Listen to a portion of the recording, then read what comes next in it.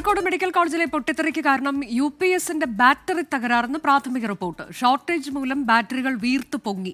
PWD electrical വിഭാഗമാണ് പ്രാഥമിക അന്വേഷണ റിപ്പോർട്ട് സമർപ്പിച്ചത്. സമീർ സി മുഹമ്മദ് വിവരങ്ങളുമായി. സമീർ, ഇതിൽ ഷോർട്ട് സർക്യൂട്ട് അല്ലെങ്കിൽ ബാറ്ററിക്കുള്ളിലെ തകരാറ് ഇതാകാം പ്രശ്നം എന്നുള്ളത് ഇന്നലെ തന്നെ ആരോഗ്യമന്ത്രി റിപ്പോർട്ടിന്റെ അടിസ്ഥാനത്തിൽ പറഞ്ഞതാണ്. ഇപ്പോൾ ഷോർട്ട് സർക്യൂട്ട് എന്നുള്ളത് പൂർണ്ണമായി തള്ളിക്കളഞ്ഞിരിക്കുകയാണോ?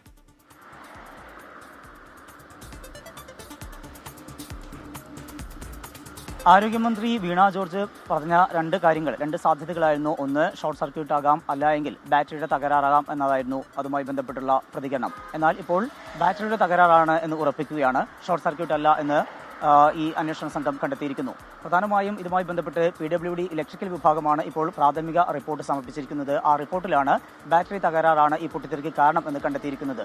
34 ബാറ്ററികളിൽ ഒരെണ്ണം അത് ഷോർട്ടേജ് കാരണം അത് വീർത്തു വന്നു, അത് ബൾജ് ചെയ്തു വരികയും അതിൽ നിന്ന് പുകയും പിന്നീട് അത് കത്തിപ്പിടിക്കുന്ന ഒരു സാഹചര്യമുണ്ടായി. അതിന്റെ പശ്ചാത്തലത്തിലാണ് ഈ 34 ബാറ്ററികളും കത്തി നശിക്കാൻ ഇടയായത് എന്നാണ് ഈ റിപ്പോർട്ടിൽ പറയുന്നത്. മറ്റ് തരത്തിലുള്ള കാരണങ്ങളൊന്നുമല്ല, സാങ്കേതിക കാരണങ്ങളല്ല എന്ന കാര്യമാണ് ഇതിൽ കണ്ടെത്തിയിരിക്കുന്നത്. ഇതുമായി ബന്ധപ്പെട്ട് 2026 ഒക്ടോബർ വരെ വാറന്റി ഉള്ളതാണ് ഈ ബാറ്ററികൾക്ക്. ഈ UPSന്റെ ബാറ്ററിയുമായി ബന്ധപ്പെട്ട് അതിന്റെ നിശ്ചിത സമയത്തെ ഇവർ പരിശോധന നടത്തി എന്നാണ് ഇത് കരാർ ഏറ്റെടുത്ത കമ്പനി പറയുന്നത്. എന്നാൽ അത് എത്രമാത്രം വിശ്വസനീയമാണ് തുടങ്ങിയിട്ടുള്ള കാര്യങ്ങൾ കണ്ടെത്തേണ്ടിയിരിക്കുന്നു. അതുമായി ബന്ധപ്പെട്ടുള്ള പരിശോധന ഇന്നും തുടരും. വിദഗ്ധ സമിതിയുടെ പരിശോധന ഇന്നും. ഇതിലിപ്പോൾ ഏറ്റവും പ്രധാനപ്പെട്ട ഒരു ചോദ്യം ഉയർന്നു വരാൻ സാധ്യതയുള്ള സമീർ, ഈ ഇലക്ട്രിക്കൽ വിഭാഗത്തിന്റെ ഉദ്യോഗസ്ഥർ ഇതിൽ ദിവസേന പരിശോധന നടത്തേണ്ടുന്ന സാഹചര്യമുണ്ടല്ലോ, അത് നടത്തിയില്ല എന്നാണോ? എന്തുകൊണ്ടാണ് ഈ ബാറ്ററികൾ വീർത്തു പൊങ്ങിയത്, അവർക്ക് കണ്ടുപിടിക്കാൻ കഴിയാതിരുന്നത് എന്നൊക്കെ ചോദ്യങ്ങൾ ഉയരില്ലേ വരും ദിവസങ്ങളിൽ?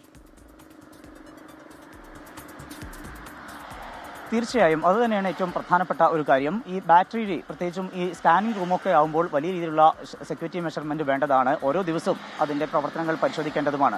അത്തരമൊരു ഘട്ടത്തിൽ ഒരു ബാറ്ററി ഇങ്ങനെ വീർത്തു വരികയും അതിൽ നിന്ന് ഇത്തരത്തിൽ തീയും പുകയും ഒക്കെ ഉണ്ടാകുന്നു, വലിയ രീതിയിലുള്ള അപകടങ്ങളിലേക്ക് വഴിവെക്കുന്ന സാഹചര്യം ഉണ്ടാകുന്നു.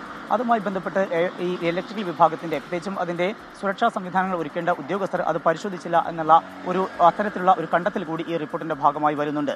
കൃത്യമായ പരിശോധന ഉണ്ടാകുമായിരുന്നുവെങ്കിൽ ആ സമയത്ത് വൈദ്യുതി വിച്ഛേദിക്കാനും തുടർന്നുള്ള നടപടികൾ സ്വീകരിക്കാനും കഴിയുമായിരുന്നു. ഇത്തരത്തിലുള്ള നാശനഷ്ടങ്ങൾ ഉണ്ടാകുമായിരുന്നില്ല എന്ന കാര്യം കൂടി ഈ റിപ്പോർട്ടിൽ വ്യക്തമാക്കുന്നുണ്ട്. അത്തരമൊരു പശ്ചാത്തലത്തിൽ അതുമായി ബന്ധപ്പെട്ട് ഉദ്യോഗസ്ഥർക്ക് വീഴ്ചയുണ്ടായിട്ടുണ്ട് എന്നാണ് നമുക്ക് മനസ്സിലാക്കാൻ കഴിയുന്നത്. അതിന്റെ ഭാഗമായിക്കൊണ്ടുള്ള നടപടികൾ ഉണ്ടാകും എന്ന് തന്നെയാണ് നമ്മൾ പ്രതീക്ഷിക്കുന്നത്. ഒപ്പം തന്നെ ഇതുമായി ബന്ധപ്പെട്ട് ഇത് ഒരു സ്വകാര്യ കമ്പനിയാണ് ഇത് കരാർ ഏറ്റെടുത്തിരുന്നത്, ഇത് വെക്കുന്നതിന് വേണ്ടിയിട്ടും അതിന്റെ മറ്റ് നടപടികളുമായി ബന്ധപ്പെട്ടും. അതുകൊണ്ട് തന്നെ UPSന്റെ ബാറ്ററിക്ക് വാറന്റി ഉണ്ട്. 2026 ഒക്ടോബർ വരെയാണ് ആ വാറന്റി സമയം. അതിനിടയിലുള്ള പരിശോധന അവരുടെ ഭാഗത്തുനിന്ന് കൂടി ഉണ്ടാകേണ്ടതുണ്ട്. അതുകൊണ്ട് കരാർ കമ്പനിയുടെ ഭാഗത്തുനിന്നുള്ള വീഴ്ച കൂടി ഇതുമായി ബന്ധപ്പെട്ട് പരിശോധിക്കും. അതുമായി ബന്ധപ്പെട്ടും നടപടി ഉണ്ടാകുമെന്നാണ് നമുക്ക്. ആരുടെയൊക്കെ ഭാഗത്ത് വീഴ്ചയുണ്ടായിട്ടുണ്ട്, അത് നടപടി എങ്ങനെയാകുമെന്നതൊക്കെയാണ് വരും ദിവസങ്ങളിൽ വാർത്തയാകാൻ പോകുന്നത്.